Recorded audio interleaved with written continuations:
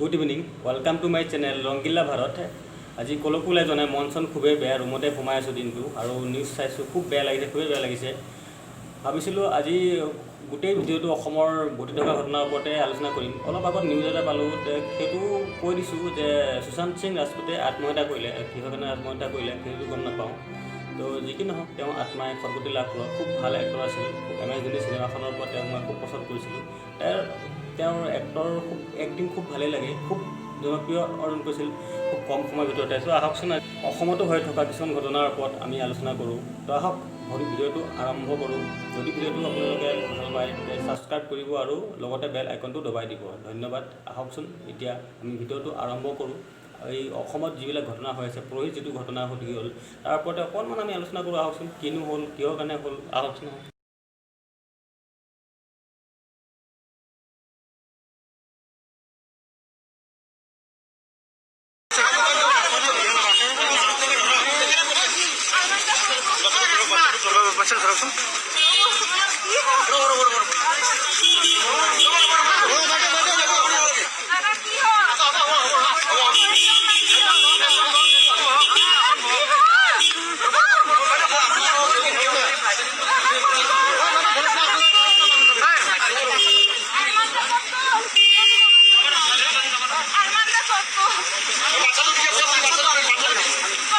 চালে ভিডিঅ'টো কি কাৰণত, কিয় সকলোৰে মনত এই প্ৰশ্নবোধক চিনটোৱে আমনি কৰি আছে যে কিহৰ কাৰণে, কি কাৰণত এটা সৰু ভুলৰ কাৰণে, ইমান এটা সৰু ভুলৰ কাৰণে মানুহ এজনক এনেকৈ হত্যা কৰি দিব পাৰে, এনেকৈ মাৰি দিব পাৰে। তেওঁলোকৰ অকণো মানৱীয় শক্তি নাইনে? অকণো ইমান কৰোণাই শিকাইছে। 2020 চনটো কৰোণাই সকলোকে সঁচাকৈ গোটেই পৃথিৱীৰ মানুহক ইমান শিকাইছে যে মানৱতা কি বস্তু।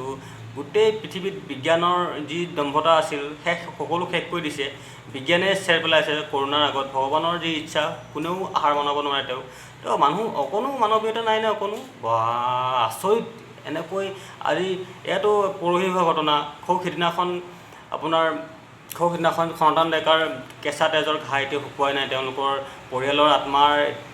পৰিয়ালে এতিয়াও তেওঁলোকক পাহৰিব পৰা নাই যে ঘটনাটো কেনেকৈ হৈ গ'ল, কি তাৰ পিছতেই দুদিনৰ পিছতেই পৰাগজ্যোতি নেওগ, আকৌ তাৰ পিছতে দেৱাশিষ গগৈ নামৰ উঠি অহা এজন নতুন প্ৰজন্মৰ এজন যুৱকক হত্যা কৰা হ'ল। কি কাৰণত? এনেকুৱা কি কাৰণ থাকে যে তেওঁলোকক একেবাৰে মাৰি পেলাব লগা হয়? দেখিছিলোঁ ভিডিঅ'বোৰ, সকলোৱে নিউজবোৰ চাইছে। সৰু ঘটনা আছিল। সৰু ঘটনাক উদ্দেশ্য কৰি মানুহে তেওঁলোকক এনেকুৱাকৈ প্ৰহাৰ কৰিছিল যে তেওঁলোক মৃত্যুমুখত আগবাঢ়ি যাব লগা হ'ল। অসমত এনেধৰণে আৰু কিমান ঘটনা ঘটিব আৰু কিমান ৰাইজে আতংকিত হ'ব?